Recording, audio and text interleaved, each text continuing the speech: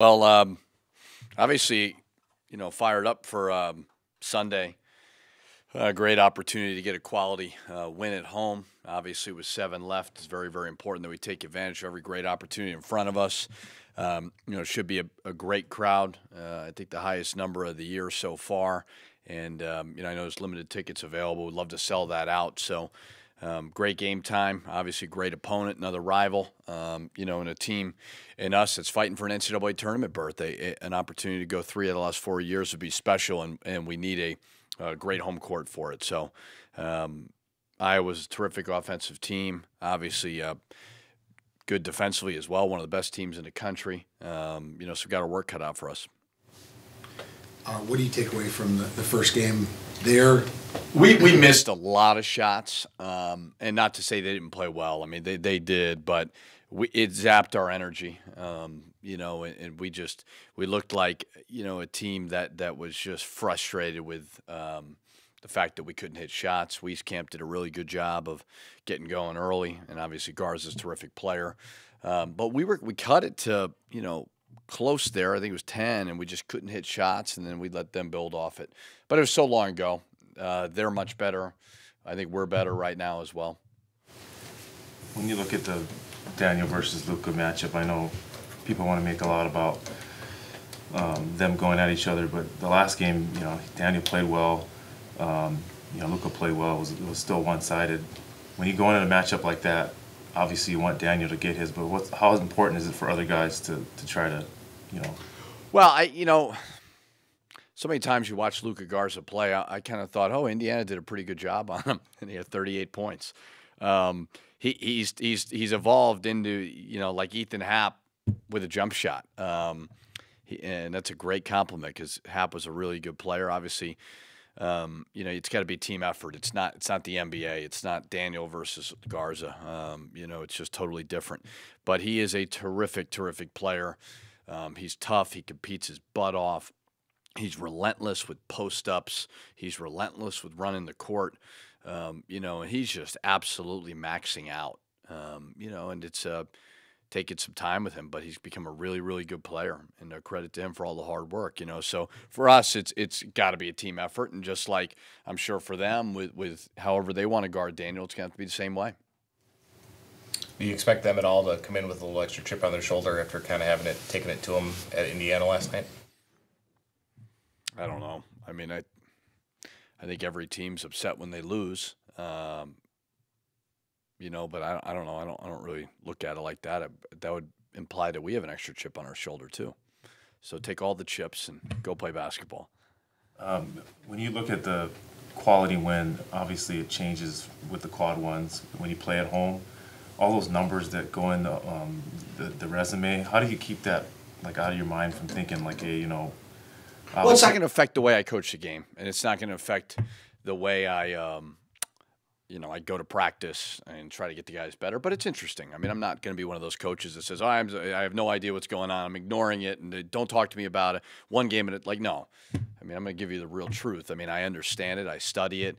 It doesn't affect the way that we play. We want to win the game. The game in front of us is there, but, you get some downtime and you want to study it a little bit. Sure, it's interesting. And I've talked about it before. I mean, one of the reasons why we're still very, very much in the hunt is we got the #1 strength of schedule in the country, for according to BPI on ESPN.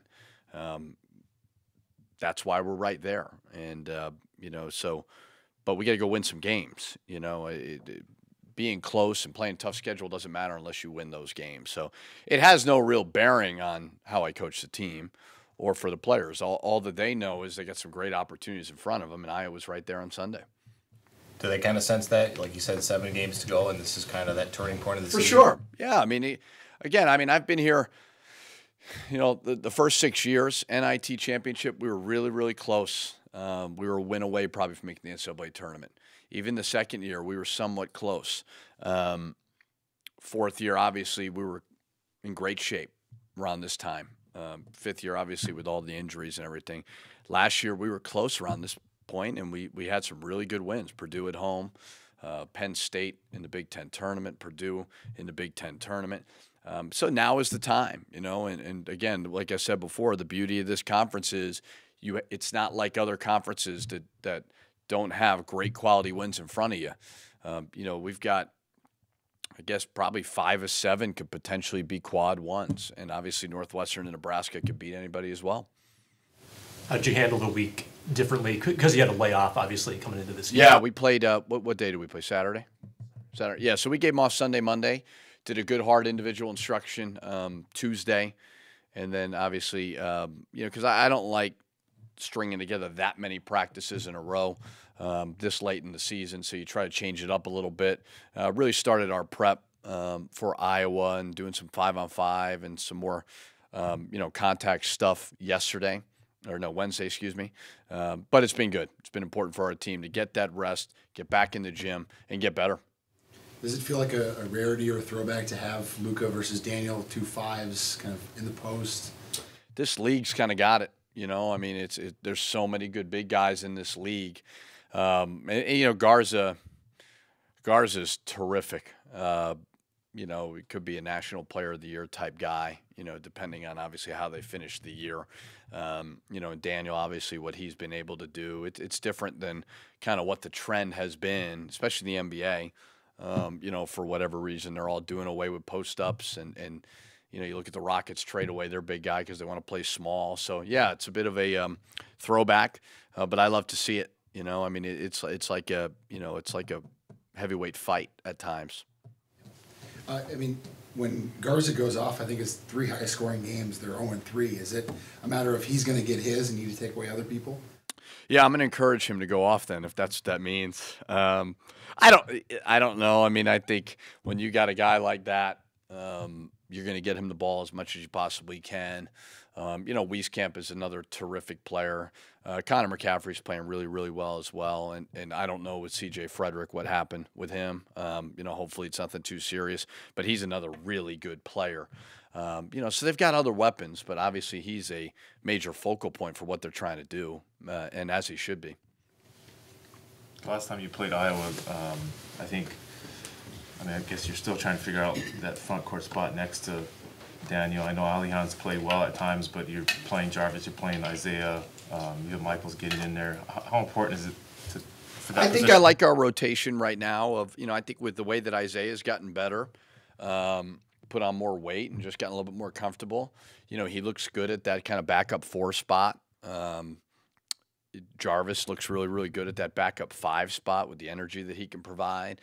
And, I threw Michael in there because we need some size at that backup 3 spot. We're a little small when you play certain teams and they post you up and they duck in.